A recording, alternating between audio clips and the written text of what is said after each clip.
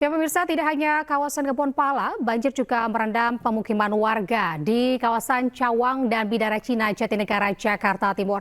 Ketinggian air bervariasi mulai dari 50 cm hingga 1 meter lebih. Banjir masih merendam sejumlah pemukiman warga di wilayah Jakarta. Salah satunya di kawasan Bidara Cina dan Cawang, Jatinegara, Jakarta Timur. Ketinggian air bervariasi, mulai dari 50 cm hingga 1 meter lebih. Banjir disebabkan oleh tingginya meluapnya aliran Kali Ciliwung yang melintasi pemukiman. Pasalnya, aliran Kali Ciliwung mendapat kiriman air dari wilayah Bogor, Jawa Barat, usai pintu Katulampa berstatus siaga 1. Warga pun terpaksa menerobos banjir demi dapat beraktivitas keluar rumah.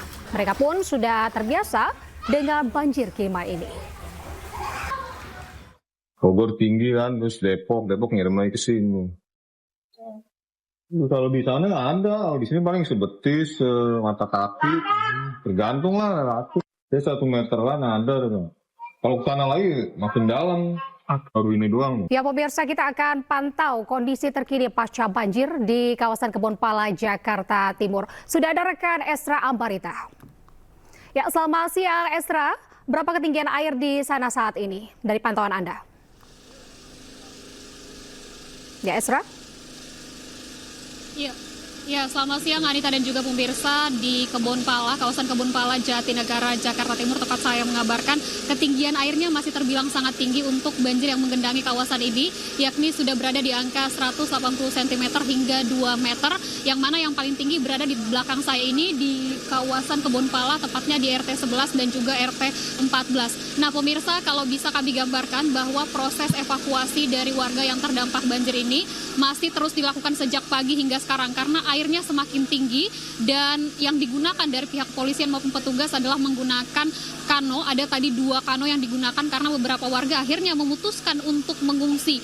Dari yang lansia difokuskan juga atau diprioritaskan, maksud kami adalah lansia dan juga balita yang langsung mengungsi ke SDN Kampung Melayu 01 dan 02. Sementara itu beberapa warga juga masih ada yang memilih stay ataupun menetap di lantai 2 dengan alasan masih nyaman dan masih menunggu dari surutnya banjir ini. Meskipun sampai sejauh ini atau lebih dari 5 jam banjir ini sudah, atau maksud kami belum surut, karena berdasarkan informasi warga ini ketika sahur masih banjir kemudian mengganggu aktivitas dari warga. Nah tadi juga dari pihak wakil Gubernur DKI Jakarta yakni Rano Karno atau Bang Dul ini sempat menyambangi dari lokasi kejadian banjir ini, dan ada sejumlah langkah yang akan diprioritaskan mengingat tempat ini kerap kali diguyur dengan banjir yang tinggi. Di antaranya akan melakukan relokasi, masih dalam rencana, kemudian juga nanti akan dilakukan penggalian ataupun pengerukan dari Kali Ciliwung secara maksimal, karena kita ketahui